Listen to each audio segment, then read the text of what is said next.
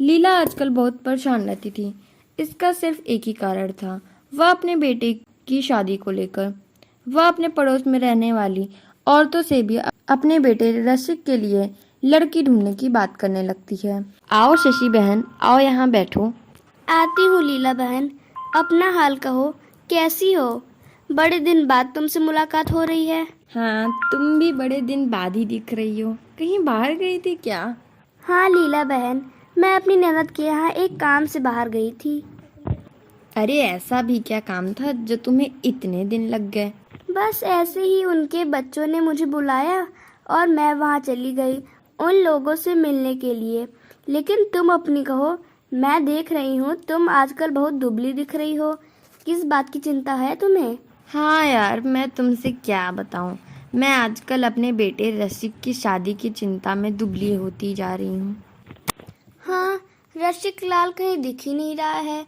कुछ काम वाम उसने शुरू किया या फिर घर पर ही निठल्लों की तरह बैठा रहता है? अब शशि बहन, तुमसे क्या छिपाना, रसिक लाल अभी भी घर पर ही बैठा रहता है। जैसे लगता है कि वह कोई काम करना ही नहीं चाहता। मैं उसे कैसे समझाऊं कि तुम्हारा काम करना तुम्हारे लिए कितना ज़रूरी है।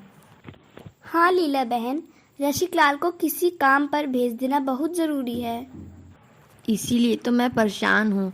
वह कोई काम करना नहीं चाहता। जब वह कोई काम नहीं करेगा तो उसकी शादी कैसे होगी?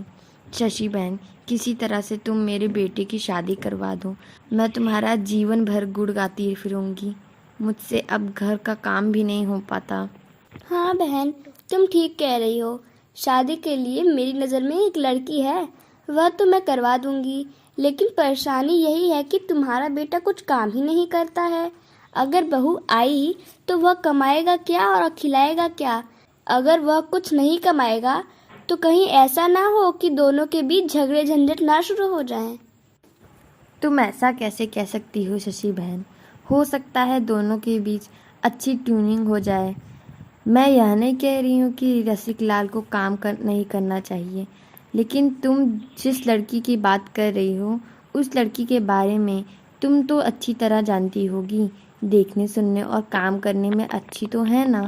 कहीं झगड़ालू वगड़ालू तो नहीं जिससे मेरा घर चलाना मुश्किल हो जाए। वैसे वो लड़की कौन है? अरे नहीं लीला बहन, मैं किसी तरह से उस लड़की से तुम्हारे लड़के की शादी करवाती हूँ। वो मेरी ननद की लड़की है। लेकिन तुम लोग यह मत बताना कि लड़का कुछ काम नहीं करता।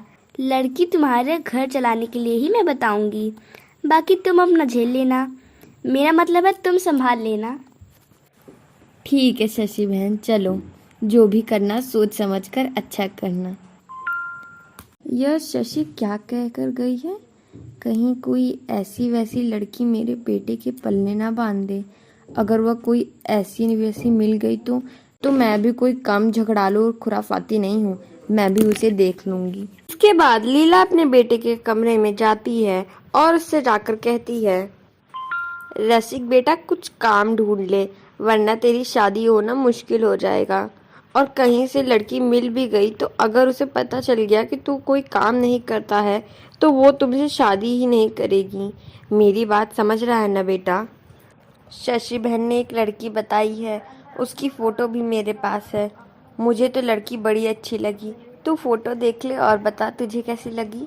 लड़की का नाम प्रीति है। फिर थोड़े दिन बाद लीला और रसिक दोनों ही लड़की को देखने जाते हैं। प्रीति के घर पहुंचते ही प्रीति की माँ दरवाज़ा खोलती हैं। आओ आओ लीला बहन, अंदर आओ। कोई दिक्कत तो नहीं हुई आने में? नहीं नहीं कमला बहन, कोई दिक्कत नहीं हुई आने में। प्रीति बिटिया को बुलाओ, वह कहाँ है? कहीं दिखाई नहीं दे रही। जी जी, मैं बुलाती हूँ प्रीति को। प्रीति बेटा, बाहर आ जाओ। प्रीति अंदर से जीन्स टॉप पहनकर आती है। उसको जीन्स टॉप पहने देखकर लीला को बिल्कुल अच्छा नहीं लगता। कमला प्रीति से कहती है, यह कैसे कपड़े पहन कर आई हो प्रीति? जाओ अंदर जाके कपड़े बदल कर आओ। मैं कोई कपड़े नहीं बदलूंगी। जिसको मुझे इन कपड़ों में पसंद करना है वो मुझे पसंद करेगा। तभी रसिक लाल प्रीति को देखता है तो उसे प्रीति बहुत अच्छी लगती है। रसिक लाल को क्या, उसे तो बस प्रीति पसंद थी। चाहे वह जिन कपड़ों में हो। मुझे तो प्रीति बहुत पसंद है। तभी प्रीति उससे पूछती है, तुम कोई काम वगैरह करते हो या नहीं? और हाँ, तुम्हारा इतना गंदा नाम किसने रखा है? अगर तुम्हें मुझसे शादी करनी है तो ये अपना घटिया सा नाम बदल लो, नहीं तो मैं तुमसे शादी नहीं कर रही। अरे काम करता है ना बेटी, मेरा बेटा रसिक लाल का खुद का बहुत बड़ा बिजनेस है। नाम तो उसके पिता ने रखा था।